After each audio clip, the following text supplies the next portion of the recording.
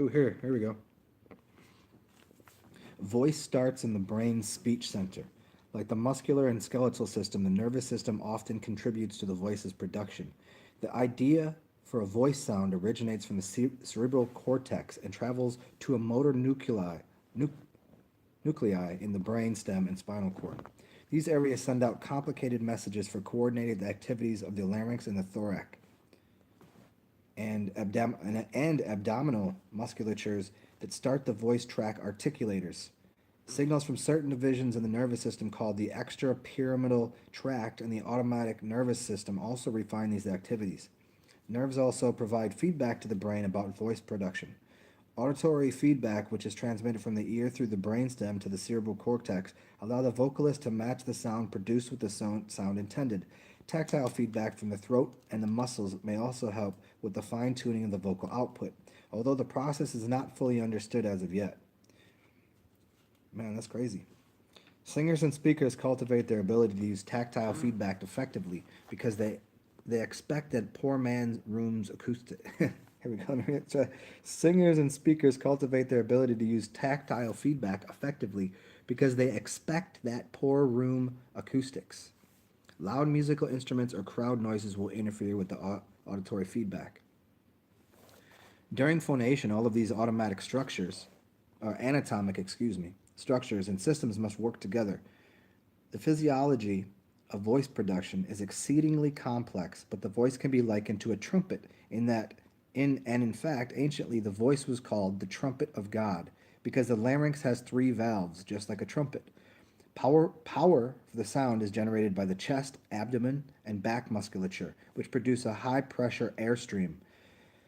Trumpeter's lips open and close against the mouthpiece to create a buzz similar to that produced by the vocal folds. The sound then resonates through the rest of the trumpet, which is analogous to the supraglottic vocal tract. Much progress during the past 20 years in understanding the voice has come from filling the details of how vocal sounds originate and change. Part of this effort has involved modeling the movements of the vocal folds. Although a vocal fold has a 5-layer anatomy, it works together and behaves mechanically like a 3-layer structure consisting of a cover, epithelium, and superficial layer of the lamina propria. A transition layer, intermediate, and deep layers of these lamina propria and the thyroid tenoid muscle. Wow, those are a lot of really big words. Uh, Observations and modeling studies have revealed how the larynx produces a sound. Initially, the vocal folds are in contact with the glottis is closed. As the lungs expel the air, pressure below the glottis builds. The pressure progressively pushes the vocal folds apart from the bottom up until the glottis is open and air begins to flow. Elastic and other forces resist the separation of the upper margin of the vocal folds, but the airstream overpowers them. The flow of the air, in the Latin called spirit or spiritus, however, produces the Bernoulli effect. That is, a reduction in the lateral air pressure caused by its forward motion. The effect tends to pull the vocal folds shut, as do the elastic properties of the vocal fold tissues. The pressure of the airstream below the glottis also diminishes as the glottis opens to let the air out. Because of these factors, the lower edges of the vocal folds close almost immediately, even though the upper edges are still separating. That closure further diminishes the force of the airstream. The upper margins of the vocal folds then snap back to midline and close the glottis. Subglottal pressure builds again and the event repeats itself. It should be understood that there is direct pressure that then alternates.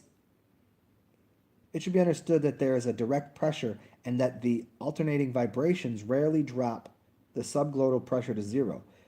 This fact is important in understanding the driving forces involved in motions of vocal folds.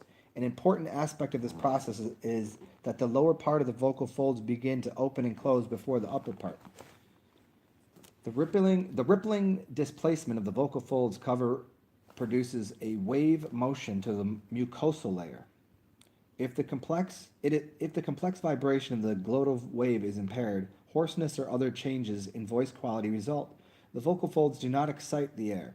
Instead, the opening and closing of the glottis, they create puffs of air in the vocal tract. This sudden sensation of airflow at the end of each puff produces an acoustic vibration or wave pulse. Man, this is some crazy shit right here, huh? This mechanism is similar to that which causes the sound of hands clapping.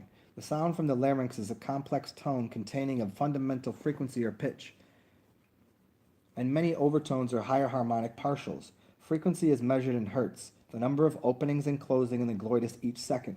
Surprisingly as it may seem, trained and untrained vocalists produce about the same spectrums of the vocal fold level. The pharynx, the throat area between the mouth and esophagus, the oral cavity, the nasal cavity act as a series of interconnected resonators for the vocal signal. This system is more complex than a trumpet because its walls and hence its shape are flexible. In any resonator, some frequencies are attuned while others are enhanced or radiated with higher amplitudes. Certain harmonic partials therefore become relatively softer while others grow louder. John Sundberg of the Royal Institute of Technology in Stockholm has shown for singers and speakers that the vocal tract has 5 important resonant frequencies that are called formants. These intensities of the vocal source diminishes uniformly across its frequency spectrum except at the 5 formant frequencies where it peaks. Formant frequencies are established by the egg shape of the vocal tract, which can be altered by the laryngeal, the pharyngeal, and the oral cavity musculature. Overall, the length and shape of one's vocal egg or tracture indicate individually fixed and determined by age and sex. Women and children have shorter eggs or vocal tracts than do men and consequently have higher formant frequency. Nevertheless, the dimensions of the vocal tract can be consciously adjusted to some degree. Mastering these adjustments is fundamental to voice training. One resonant frequency that has received attention is known to be singer's formant. It appears to be responsible for the ring of some singer's or speaker's voice.